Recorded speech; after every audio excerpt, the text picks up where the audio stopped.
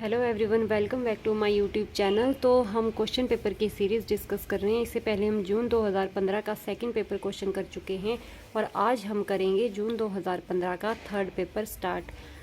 तो अगर आप इस क्वेश्चन पेपर की पीडीएफ देखना चाहते हैं तो आप हमारे टेलीग्राम ग्रुप को ज्वाइन कर सकते हैं, बेसिक स्टडी टाइम। उसमें हमने सारे क्वेश्चन पेपर जो भी करवाए हैं उसकी पीडीएफ डाली हुई है। तो आज का क्वेश्चन देखते हैं, उसमें हिंदी और इंग्लिश दोनों लैंग्वेज में है। तो आज का क्वेश्चन देखते हैं। अ रिसेशनरी गैप मेजर्स। अ रिसेशनरी गैप क्या मेज़र करता है, इसको हम डायग्राम के थ्रू समझेंगे। ये है एग्रीगेट सप्लाई कर्व और ये है एग्रीगेट डिमांड कर्व। ये है इनकम या आउटपुट और ये है aggregate supply and aggregate demand. और एक एग्रीगेट डिमांड कर्व और ले लेते हैं।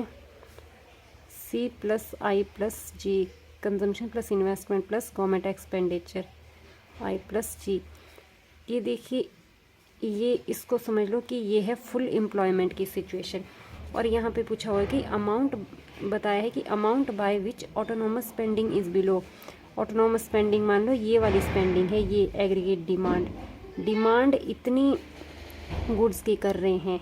तो एग्रीगेट डिमांडिंग बिलो है that needed to achieve full employment को अचीव करने के लिए हमें कितनी डिमांड करनी चाहिए इकोनॉमी में, इतनी डिमांड। बट कितनी है, इतनी डिमांड। तो ये वाला जो इन दोनों में जो गैप है, इस गैप को कहा जाता है रिसेशनरी गैप। इससे उल्टा फिर होता है इन्फ्लेशनरी गैप। इन्फ्लेशनरी गैप में क्या होता है कि एग्रीगेट डिमांड इकोनॉमी में ज़्यादा होती है फुल एम्प्लॉयमेंट लेवल पर।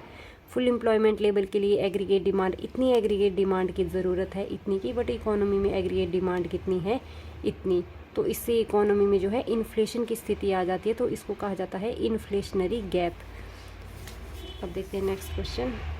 तो इसका सही आंसर होगा option number A. Next question है, how many countries are in member of European Union. European Union में अब 27 कंट्रीज़ है। 2015 का क्वेश्चन है, तो उस वक्त यूरोपियन यूनियन में 28 कंट्रीज़ थी। नेक्स्ट क्वेश्चन है, identify the factor which are likely to pose risk to India's external situation. India की एक्सटर्नल सिचुएशन के लिए इनमें से कौन से ऑप्शन है जो इंडिया के लिए रिस्की हो सकते हैं। तो इसमें है US federal reserve, monetary tightening expected later this year. 2015 का उस वक्त का करंट का क्वेश्चन है। अगर यूएस का फेडरल बैंक, जो वहाँ का सेंट्रल बैंक है, वो अगर अपनी मॉनेटरी पॉलिसी को टाइट करेगा तो उसकी वजह से इंडिया में भी इंडिया के एक्सटर्नल इकोनॉमिक सिचुएशन जो है उसके लिए ये रिस्की सिचुएशन हो जाएगी। तो नेक्स्ट क्वेश्चन है, viability of the euro zone in the event of Greek exit. ये वाली भी इंडिया के लिए रिस्की सिचुएशन है। Spike in oil prices. अगर ऑयल प्राइसेस बढ़ते हैं तो इंडिया के लिए क्या होगा, सामान महंगा हो जाएगा। प्राइसेस बढ़ेंगे तो प्रोडक्शन की कॉस्ट ज़्यादा लग जाएगी और कॉस्ट ज़्यादा लगने से हमारा सामान महंगा होगा तो एक्सपोर्ट, बाहर के देशों में डिमांड कम होगी और एक्सपोर्ट कम करवाएंगे। तो ये भी इंडिया की एक्सटर्नल सिचुएशन के लिए रिस्की हो जाएगा। नेक्स्ट है, increase in India's share of global export. ये तो रिस्की सिचुएशन नहीं है एक्सटर्नल इकोनॉमी के लिए, ये सही बात है। अगर ये एक अच्छी बात है, अगर इंडिया का शेयर ग्लोबल एक्सपोर्ट में बढ़ता है तो ये इंडिया के लिए अच्छी बात है। तो इसका ऑप्शन होगा, इसके सही ऑप्शन होंगे ए, बी और सी। इन तीनों की वजह से इंडिया की एक्सटर्नल सिचुएशन में जोखिम आ सकता है। तो सही आंसर है ए, बी एंड सी। नेक्स्ट है, monetary policy in India now aims at. उस वक्त का क्वेश्चन है 2015 का, क्या एम था मॉनेटरी पॉलिसी का। तो मॉनेटरी पॉलिसी होती है, ये मनी सप्लाई को कंट्रोल करने के लिए रेट ऑफ इंटरेस्ट में चेंज करती है। रेट ऑफ इंटरेस्ट में चेंज करेगी, सीआरआर में चेंज करेगी, एसएलआर में चेंज करेगी। तो इसका मकसद होता है growth of money supply and consumer price inflation. तो बोथ ए एंड बी सही है। नेक्स्ट क्वेश्चन है, नेक्स्ट इसमें मैच करने हैं रिसेशन, बूम, रिकवरी, डिप्रेशन। ये ट्रेड साइकिल हैं जो हर इकोनॉमी में आते हैं, क्योंकि एक ट्रेंड से ग्रोथ बहुत मुश्किल होता है। इकोनॉमी कभी ऊपर कभी नीचे जाती रहती है। तो इसको भी हम डायग्राम के थ्रू समझेंगे।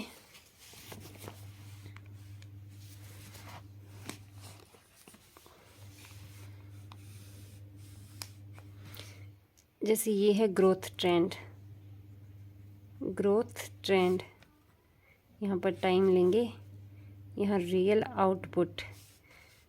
तो इकोनॉमी में किस तरह से ग्रोथ होती है, मान लो पहले नीचे आ गई, फिर ऊपर चली गई, फिर पीक पॉइंट पर पहुंच गई, फिर से नीचे आ गई, फिर से ऊपर होती है। इस तरह से कोरोना टाइम जब कोविड आया था तो उस वक्त क्या था कि इकोनॉमी इस तरह से नीचे जा रही थी, फिर धीरे धीरे इकोनॉमी में सुधार आया और इकोनॉमी की ग्रोथ ऊपर गई है। तो ये वाला जो पॉइंट होता है ये होता है रिकवरी वाला पॉइंट, रिकवरी, और ये रिकवरी होती है पॉजिटिव। यहाँ पर दिया है रिकवरी होगी हमारी पॉजिटिव। तो इसके बाद एक्सपेंशन का पॉइंट आ जाता है। फिर ये वाली जो सिचुएशन होती है ये बूम की सिचुएशन होती है, ये होती है highest level, boom highest level पर होता है। इसी तरह से डिप्रेशन आ जाता है, जब इकोनॉमी बहुत लो लेवल पर आ जाती है तो इकोनॉमी में डिप्रेशन आ जाता है। इसी तरह से जब इकोनॉमी फिर से नीचे गिरने लगती है तो ये होता है रिसेशन। तो इसका सही आंसर होगा option number D, recession negative, boom highest level, recovery positive and depression low.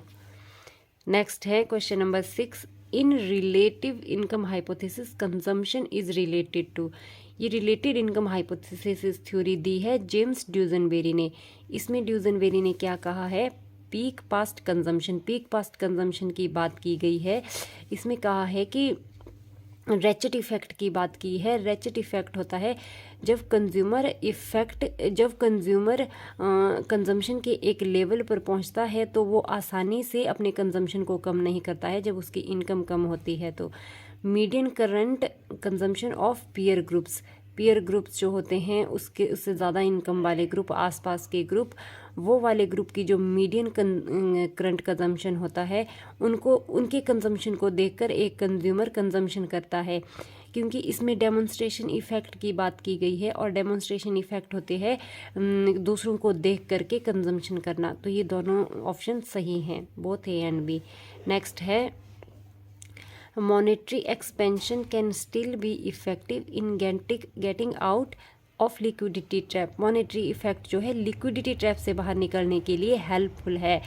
But जब हम इसमें पढ़ते हैं तो मॉनेटरी पॉलिसी लिक्विडिटी ट्रैप में बिल्कुल भी इफ़ेक्टिव नहीं होती है। लिक्विडिटी ट्रैप में केवल फिस्कल पॉलिसी इफ़ेक्टिव होती है। तो अगर ये एक्सपेंशनरी फिस्कल पॉलिसी के साथ काम करेगी मॉनेटरी पॉलिसी, तब ये इफ़ेक्टिव हो सकती है। तो इसका आंसर होगा ऑप्शन नंबर डी। जैसे इसको एक डायग्राम के थ्रू भी समझने की कोशिश करते हैं। जैसे ये होता है हमारा LM कर्व, ये वाला जो होता है ये होता है लिक्विडिटी ट्रैप। क्योंकि रेट ऑफ इंटरेस्ट यहाँ पर बहुत कम है, इन्वेस्टर जो होंगे वो सारा पैसा अपने पास लिक्विड फॉर्म में रखते हैं, ना ही वो इन्वेस्ट करेंगे और ना न्यू बॉन्ड खरीदेंगे। और ये वाले जो वर्टिकल सिचुएशन है यहाँ पर मॉनेटरी पॉलिसी इफ़ेक्टिव होती है, क्योंकि रेट ऑफ इंटरेस्ट का जो है इन्वेस्टमेंट पर कोई इफेक्ट नहीं पड़ता है, मनी पर कोई इफेक्ट नहीं पड़ता है। तो इस तरह से ये वाला जो लिक्विडिटी ट्रैप है यहाँ केवल फिस्कल पॉलिसी इफेक्टिव होती है। इसको केंद्रियन रेंज कहा जाता है और इस वाले पोर्शन को क्लासिकल रेंज कहा जाता है। तो नेक्स्ट है if a linear consumption function passes through the origin. ये हम इसको डायग्राम में ड्रॉ करेंगे। ये मान लो ये है कंजम्पशन फंक्शन, यहाँ पे हमने डायग्राम बनाया था। ये मान लो ये कंजम्पशन लाइन है, ये ओरिजिन से ड्रॉ नहीं हो रही है, ये ऊपर से ड्रॉ हो रही है। अगर ये लाइन कह रहे हैं कि ओरिजिन से ड्रॉ होगी तो APC is equal to MPC होगा, average propensity to consume marginal propensity to consume के बराबर होगी। अगर ये ओरिजिन से नहीं थोड़ा ऊपर से होगा तो ये वाली सिचुएशन होती है लॉन्ग रन में, और ये जो सिचुएशन होती है ये होती है शॉर्ट रन में। APC ग्रेटर देन MPC होती है। क्योंकि जैसे जैसे इनकम बढ़ रही है कंज्यूमर जो है अपना कम पोर्शन कंज्यूम कर रहा है और ज़्यादा पोर्शन सेव करता जा रहा है, इसलिए मार्जिनल प्रोपेंसिटी टू कंज्यूम क्या होती है, कम होती है। नेक्स्ट क्वेश्चन देखते हैं। According to the Keynesian the aggregate supply curve during depression के टाइम में केन्ज ने माना है कि एग्रीगेट सप्लाई कर्व जो है वो हॉरिजॉन्टल होता है, क्योंकि प्राइसेस बहुत लो होते हैं। डिप्रेशन के टाइम में प्राइसेस बढ़ नहीं सकते, डिमांड जितनी भी बढ़े, आउटपुट जितना भी बढ़े, प्राइसेस इतने ही रहेंगे, तो ये होता है horizontal supply curve. Option A इसका सही है। नेक्स्ट है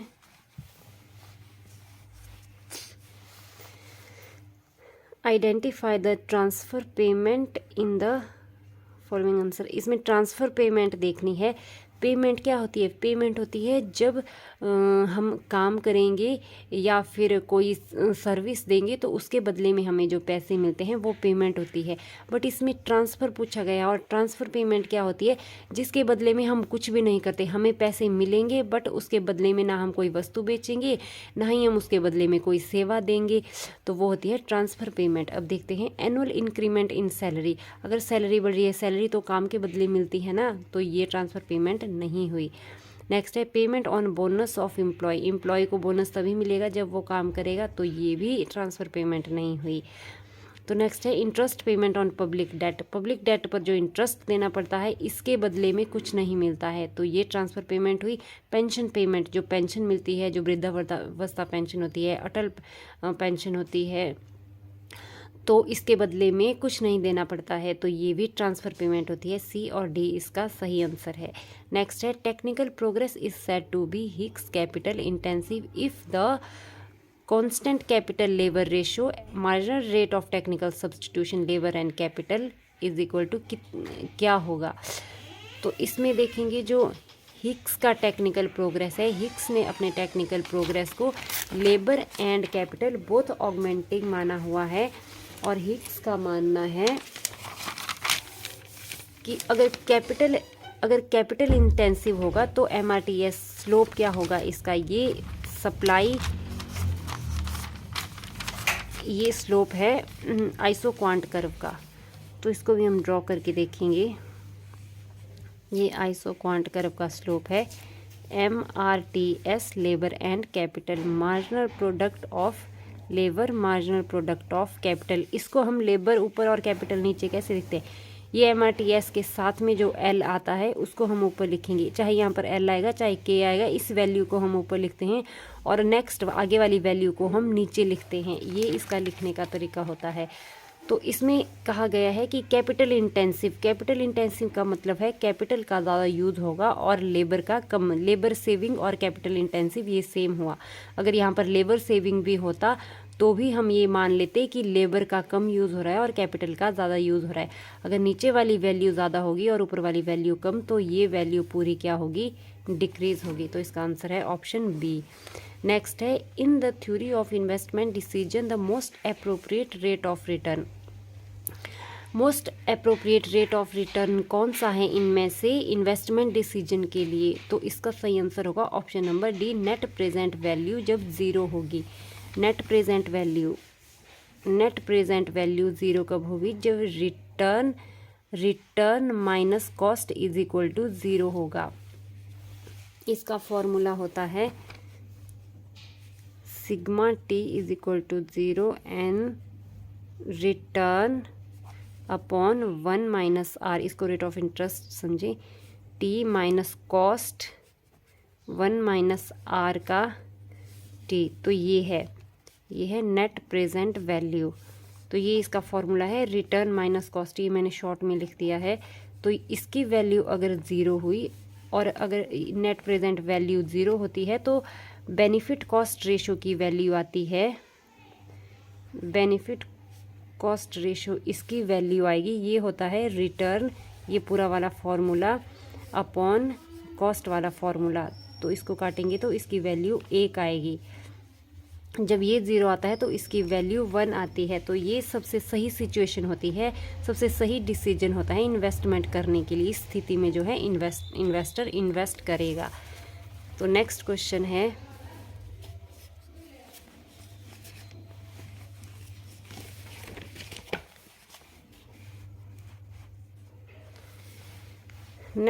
है, correct statement of cobweb model. Cobweb model के बारे में पूछा गया है, तो इसका सही आंसर है ऑप्शन नंबर बी। इसको हम थोड़ा लिख के करेंगे, A0 + B0 PT T-1 और डिमांड होगी -C0 - T0 PT। ये जो सप्लाई साइड है, सप्लाई साइड में वही ऑप्शन चूज़ करना है जिसमें T-1 होगा। T-1 का मतलब है कि ये पिछले साल का प्राइस है और इसका मतलब है सप्लाई का, ये इस साल की सप्लाई है। इस साल की सप्लाई हमारी पिछले साल के प्राइस पर डिपेंड करेगी। अगर पिछले साल मान लो गेहूं का प्राइस पिछले साल बहुत ज़्यादा था, तो इस साल फार्मर क्या करेंगे, गेहूं ज़्यादा उगाएंगे। अगर उनको पिछले साल प्राइस कम मिला होता तो वो इस साल गेहूं कम उगाते। और इनमें होता है पॉजिटिव रिलेशन प्राइस और सप्लाई में। और डिमांड साइड की इक्वेशन कैसे बनती है, डिमांड जो है उसी साल के प्राइस पर डिपेंड करती है। अगर अभी हमें कोई चीज़ सस्ती मिल रही है तो हम उसको ज़्यादा खरीदेंगे, और अगर महंगी मिल रही है तो हम उसको कम खरीदेंगे। इनमें होता है नेगेटिव रिलेशन, इसलिए यहाँ पर नेगेटिव साइन होना ज़रूरी है। इस तरह से इसका आंसर होगा ऑप्शन बी। नेक्स्ट है adverse selection arise because of. Adverse selection किस वजह से होता है, तो ये होता है एसाइमेट्रिक इन्फॉर्मेशन की वजह से। ये इसमें लैक ऑफ इन्फॉर्मेशन नहीं आएगा, क्योंकि लैक ऑफ इन्फॉर्मेशन होगा, किसी को भी प्रोडक्ट के बारे में कोई जानकारी नहीं है। बट इसमें क्या होता है, प्रोड्यूसर को जो सामान बेचता है उसको प्रोडक्ट के बारे में जानकारी होती है, बट कंज्यूमर को उस प्रोडक्ट के बारे में पूरी जानकारी नहीं होती। वो अपने प्रोडक्ट को बेचने के लिए प्रोड्यूसर से पूछेगा, प्रोड्यूसर अपने प्रोडक्ट को बेचने के लिए उसको बताएगा, बट उसके हिसाब से नहीं बताएगा कि कंज्यूमर के लिए वो फ़ायदेमंद हो। तो वो होता है एसाइमेट्रिक इन्फॉर्मेशन, जिसकी वजह से हम गलत चीज़ों को ख़रीद लेते हैं। तो नेक्स्ट है शैडो प्राइस। शैडो प्राइस क्या होता है, ये इम्प्यूटेड और अपॉर्चुनिटी कॉस्ट दोनों को शैडो प्राइस भी कहा जाता है। तो ये शैडो प्राइस जो होता है ये किसी भी वस्तु का ओरिजिनल प्राइस नहीं होता है। ये हम मान लेते हैं, मान लो कोई प्रोडक्ट अगर मार्केट में बेचना है तो उससे पहले हम डिसाइड कर लेते हैं कि इसमें इतनी कॉस्ट आएगी, ये इस तरीके से बनेगा तो इसका प्राइस इतना रह सकता है। तो वो होता है शैडो प्राइस। नेक्स्ट है walrus general equilibrium model uses a system. किसको यूज़ करता है, तो वालरस का जो जनरल इक्विलिब्रियम है, जनरल में हम मान लेते हैं कि ये सभी मान नहीं लेते हैं, इसमें होता है कि सभी वस्तुओं के गुड्स और सभी वस्तुओं के प्राइसेस को एक साथ स्टडी किया जाता है, फिर इसको जनरल इक्विलिब्रियम कहा जाता है। ये वालरस ने दिया हुआ है और इसका आंसर होगा system of simultaneous linear equation. ये मार्शल ने भी दिया है, मार्शल ने दिया है पार्शियल इक्विलिब्रियम। तो पार्शियल इक्विलिब्रियम में मार्शल क्या मानते हैं कि एक वस्तु के प्राइस और एक ही वस्तु की क्वांटिटी डिमांड को वो स्टडी करते हैं, वो होता है पार्शियल इक्विलिब्रियम। तो नेक्स्ट हम देखते हैं, नेक्स्ट है which one of the following is an inferior good. Inferior good क्या होता है, इन्फीरियर कोई भी गुड अपने आप में इन्फीरियर नहीं होती है। हम ये नहीं बोल सकते कि ये इन्फीरियर है, बट जब इंसान की इनकम बढ़ जाती है तो कुछ चीज़ें ऐसी होती है जिनका कंज्यूम वो नहीं करता है इनकम बढ़ने पर। इसमें देखेंगे जैसे kerosene, oil, cooking gas, electricity. अगर आपकी इनकम बढ़ेगी तो आप इनमें से सबसे पहले किस चीज़ को छोड़ेंगे। जब इंसान की इनकम कम होती है तो वो बहुत सस्ती चीज़ को कंज्यूम करता है, जैसे ये है कैरोसिन ऑयल। पहले खाना बनाने के लिए कैरोसिन ऑयल यूज़ करते थे, स्टोव पर खाना बनता था। तो अब जब कुकिंग गैस आ गई है तो अब लोग इसका यूज़ करते हैं, इस चीज़ को अब छोड़ दिया हुआ है। ये बहुत कम रेयर देखने को मिलता है, तो इसको हम कंसीडर करेंगे इन्फीरियर गुड्स में। तो नेक्स्ट है Pareto optimality in production gained. Pareto optimality production function में दिखानी है, तो प्रोडक्शन में हम दिखाएंगे ये भी आइसो क्वांट कर्व। तो ये आइसो क्वांट कर्व की उसको दिखाना है, स्लोप को परेटो ऑप्टिमैलिटी में, जो हमने पीछे किया भी है। आइसोक्वांट कर्व की आइसोक्वांट कर्व, ये है आइसोक्वांट कर्व और इसका स्लोप है MRTS, ये वाला जो यहाँ पे किया है ये वाला slope MRTS, labour and capital. ये x दिया हुआ है, ये x गुड के लिए। एक आइसोक्वांट कर्व जो है वो एक ही गुड के प्रोडक्शन को दिखाता है, एक दूसरा आइसोक्वांट जो हम ड्रॉ करेंगे वो दूसरी गुड मान लो y गुड के प्रोडक्शन को दिखाएगा। तो इन दोनों गुड्स का जो है इसका आइसो क्वांट कर्व का स्लोप इक्वल होना चाहिए, तो वो ये दिखाएगा प्रोडक्शन को, परेटो ऑप्टिमैलिटी, प्रोडक्शन में परेटो ऑप्टिमैलिटी दिखाएगा। तो ऑप्शन ए इसका सही है। अगर marginal rate of substitution between X and Y आता तो ये है इंडिफरेंस कर्व का स्लोप है, कंजम्पशन के सेंस में आंसर ये वाला होना था। तो नेक्स्ट देखते हैं,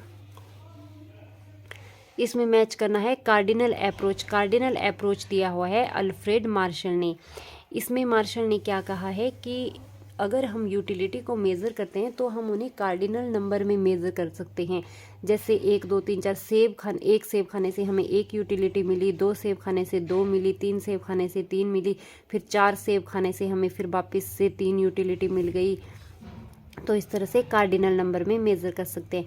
इंडिफरेंस कर्व, ये इंडिफरेंस कर्व दिया हुआ है J.R. हिक्स ने। इन्होंने माना है कि यूटिलिटी को हम कार्डिनल नंबर में मेज़र नहीं कर सकते हैं, ऑर्डिनल मेज़र कर सकते हैं। तो ऑर्डिनल होता है कि हम रैंक दे सकते हैं कि एक सेब खा के हमें थोड़ा कम सेटिस्फेक्शन मिली, फिर दूसरे से ज़्यादा मिलती है, तीसरे से और ज़्यादा। तो ये दिया है J.R. हिक्स ने, J.K. हिक्स ने। नेक्स्ट है revealed preference approach. Revealed preference approach दी है, ये दी है सैमुअलसन ने। नेक्स्ट है new utility theory of risky choices, ये थ्योरी दी है वॉन न्यूमैन एंड मॉर्गनस्टर्न ने। तो इसका सही आंसर होगा ए का 2 एंड बी का इंडिफरेंस कर्व 3, बी का 3 दो जगह है, सी का 4, सी इसका सही आंसर होगा। नेक्स्ट है which of the following correct concept of natural rating unemployment. Natural rating unemployment किसको कहा जाता है कि अनएम्प्लॉयमेंट जो इकोनॉमी में है वो नेचुरल है। ये अनएम्प्लॉयमेंट इकोनॉमी में ज़्यादा टाइम तक नहीं रहता है। इस सिचुएशन को भी हम फुल एम्प्लॉयमेंट की सिचुएशन मानते हैं।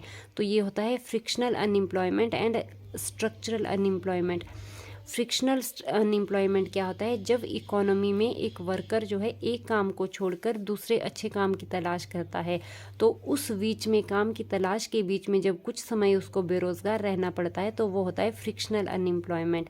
फिर स्ट्रक्चर है कि जब इकोनॉमी का स्ट्रक्चर चेंज होता है, नई टेक्नोलॉजी यूज़ होती है, नई मशीनें आती है, तो उनके लिए स्किल्ड वर्कर चाहिए होते हैं, तो वो स्किल सिखाने के लिए वर्कर को थोड़ा वक्त लग जाता है। तो वो होता है इकोनॉमी के स्ट्रक्चर की वजह से जब अनएम्प्लॉयमेंट आता है, ये भी कुछ टाइम के लिए अनएम्प्लॉयमेंट होता है। तो इसका सही आंसर होगा ऑप्शन ए। नेक्स्ट है consider the following statement. Points to the left. IS और LM कर्व के बारे में पूछा गया है। IS कर्व होता है नेगेटिव स्लोप और LM कर्व का होगा पॉजिटिव स्लोप। और ये है इनकम और ये है रेट ऑफ इंटरेस्ट। तो LM कर्व के इस तरफ क्या होगा, मनी डिमांड इंक्रीज होगी, और IS कर्व के इस तरफ क्या होगा, प्रोडक्शन ज़्यादा होगा। ये मान लीजिए इतना रेट ऑफ इंटरेस्ट है, इतना आउटपुट है। अगर हम IS कर्व को इस तरफ करेंगे तो क्या होगा, प्रोडक्शन इंक्रीज हो जाएगा।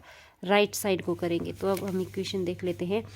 Point to the left of the IS curve indicates the excess supply of goods. Left, IS curve के लेफ्ट जाएंगे तो सप्लाई ऑफ गुड्स एक्सेस हो जाएगी। ये गलत बात है, ये गलत ऑप्शन है। ये देखिए, ये यहाँ पर गुड्स की सप्लाई क्या हो रही है, कम हो रही है। नेक्स्ट है point of the right to the LM curve indicate excess demand for money. LM curve के राइट साइड आएंगे तो ये दिखाता है मनी डिमांड एक्सेस हो रही है, ये सही है। नेक्स्ट है point to the right to the IS curve indicate the excess supply of money. IS curve का सप्लाई ऑफ मनी के साथ कोई रिलेशन नहीं है, तो ये ऑप्शन गलत है। Point to the right to the IS curve indicate excess supply of good. अगर IS कर्व के हम राइट साइड आते हैं तो ये क्या दिखाता है कि सप्लाई बढ़ गई है। ये सही आंसर है, बी और डी इसका सही ऑप्शन है। नेक्स्ट है, इसमें मैच करना है LM इक्वेशन, IS इक्वेशन दी हुई है और कंजम्पशन और इन्वेस्टमेंट इक्वेशन। ये तो आसान है, सी फर्स्ट वाली कंजम्पशन इक्वेशन है और बी ये है इन्वेस्टमेंट इक्वेशन। अब हमने मैच करना है LM और IS। LM कर्व क्या होता है, LM कर्व में होता है rate of interest and income में पॉजिटिव रिलेशन होता है और IS में होगा नेगेटिव रिलेशन। ये इक्वेशन देख के ये इसमें अगर ये है रेट ऑफ इंटरेस्ट और इनकम, हम ये मान लेते हैं कि ये नेगेटिव है तो इन दोनों में नेगेटिव रिलेशन हुआ, income and rate of interest में। ये पॉजिटिव है तो इनमें पॉजिटिव रिलेशन हुआ। ये इक्वेशन पूरी नहीं दी है, इसको हमने सॉल्व करना है। तो सबसे पहले हम देखेंगे LM में आना चाहिए पॉजिटिव रिलेशन। तो 0.3 y minus 20i minus 160 is equal to 0। 0.3 minus 20i is equal to, इसको ले जाएंगे इस तरफ 160 तो ये हो जाएगा पॉजिटिव। ये हमने रिलेशन बनाना है R is equal to LM A plus BY। ये इक्वेशन ऐसे नहीं, ये मैं समझने के लिए कर रही हूँ ऐसा। रेट ऑफ इंटरेस्ट और इनकम में आना चाहिए पॉजिटिव रिलेशन, तब ये वाली वैल्यू आनी चाहिए हमारी पॉजिटिव। तो अब रेट ऑफ इंटरेस्ट को हम रखते हैं इस साइड, 20i को इसको हम रखेंगे इस साइड और इसको हम ले जाएंगे दूसरी तरफ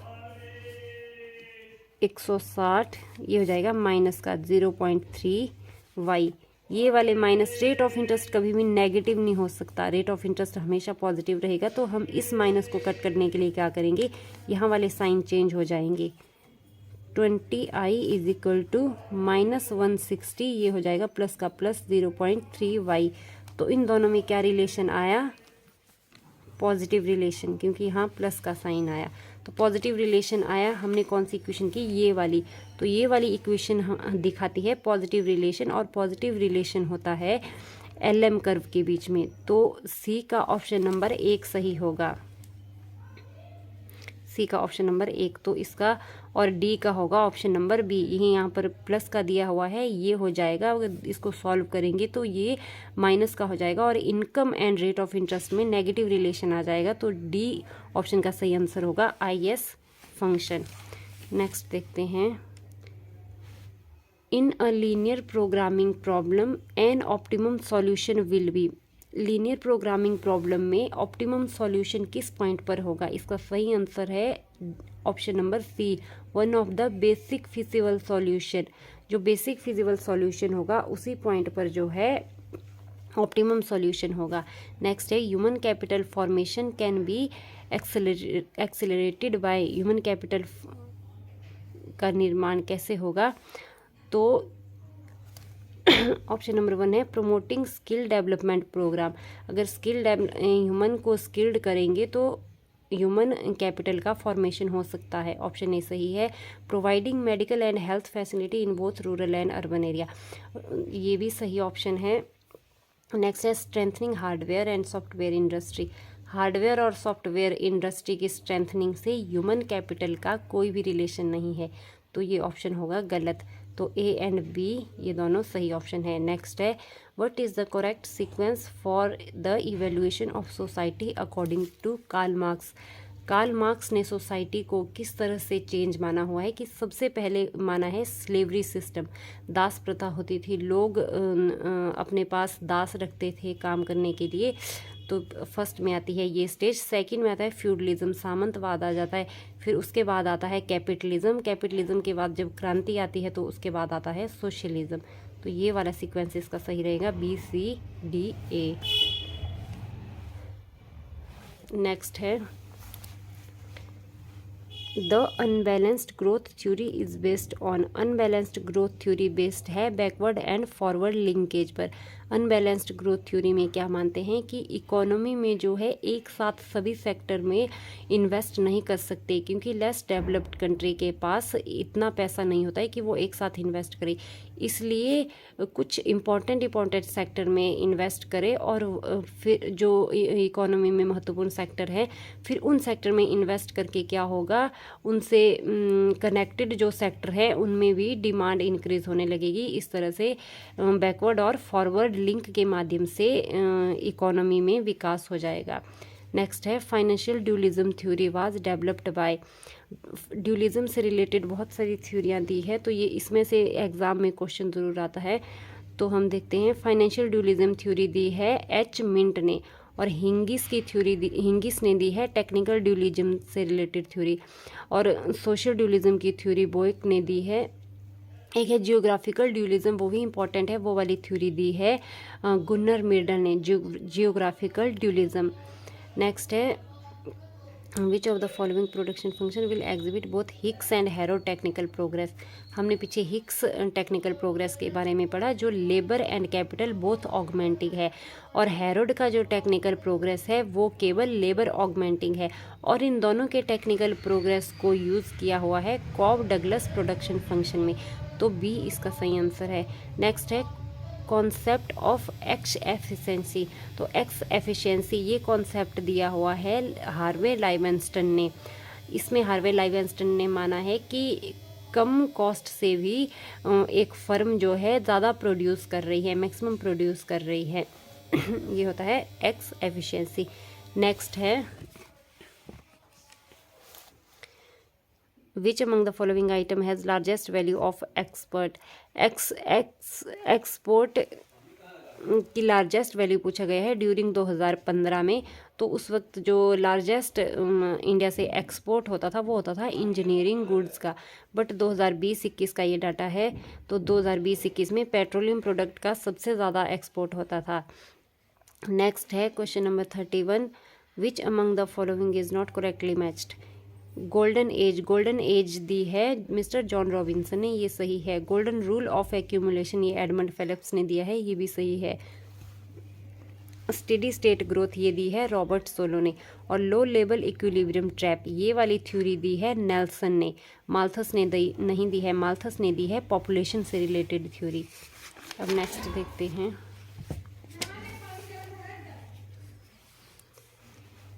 नेक्स्ट है who among the following economist is not associated with dependency theory, तो इसका सही आंसर होगा option A S Amin, Baran, Raul Prebisch और फ्रैंक, ये तीनों डिपेंडेंसी थ्योरी से रिलेटेड है।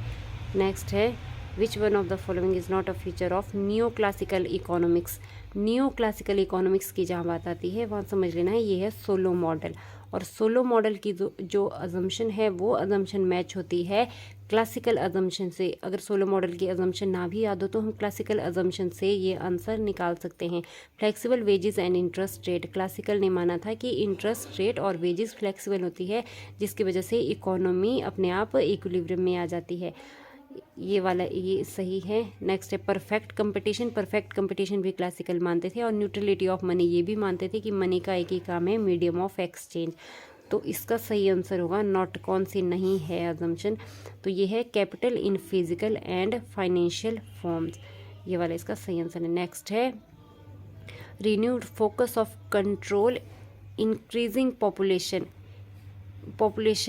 बढ़ती हुई पॉपुलेशन को कंट्रोल करने के लिए is required from view point of women के व्यू पॉइंट से पॉपुलेशन को कंट्रोल करने के नए तरीकों पर फोकस करना है, तो ए बी और सी ये तीनों सही हैं। इसमें वुमेन के पॉइंट ऑफ व्यू से पॉपुलेशन कंट्रोल करने के बारे में कहा गया है। तो नेक्स्ट क्वेश्चन है supply side of international trade, ये क्लासिकल्स ने कहा है और डेविड रिकार्डो क्लासिकल इकोनॉमिस्ट है, तो ए का ऑप्शन 1 सही है। Demand side of international trade, demand side की बात की है अल्फ्रेड मार्शल और एड्सवर्थ ने। नेक्स्ट है अपॉर्चुनिटी कॉस्ट थ्योरी, तो इंटरनेशनल ट्रेड की अपॉर्चुनिटी कॉस्ट थ्योरी दी है हैबरलर ने। नेक्स्ट है real cost theory of international trade, real cost theory दी है बेस्टेबल एंड मार्शल ने। नेक्स्ट है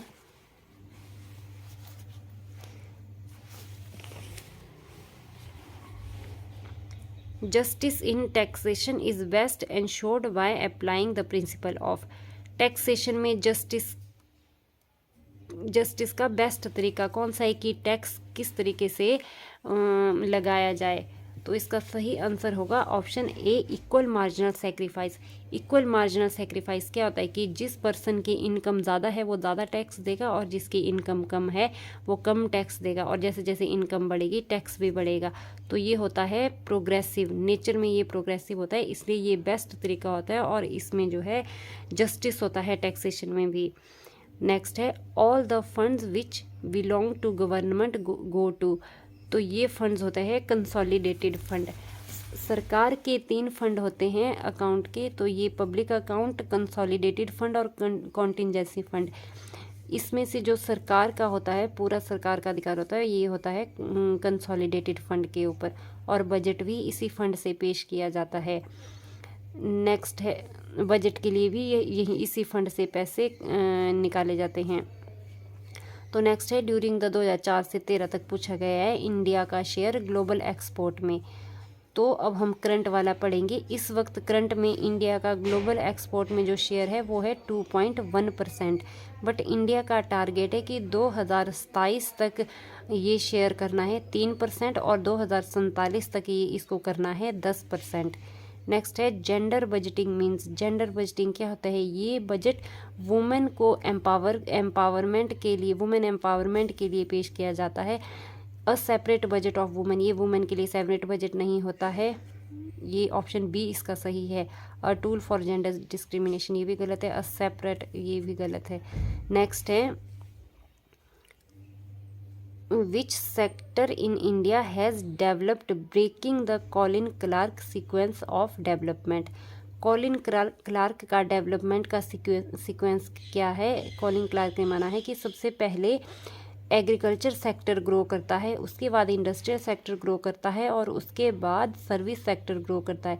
बट इंडिया में क्या हुआ है कि प्राइमरी सेक्टर के बाद सर्विस सेक्टर ग्रो किया है, इंडस्ट्रियल सेक्टर, सेकेंडरी सेक्टर नहीं।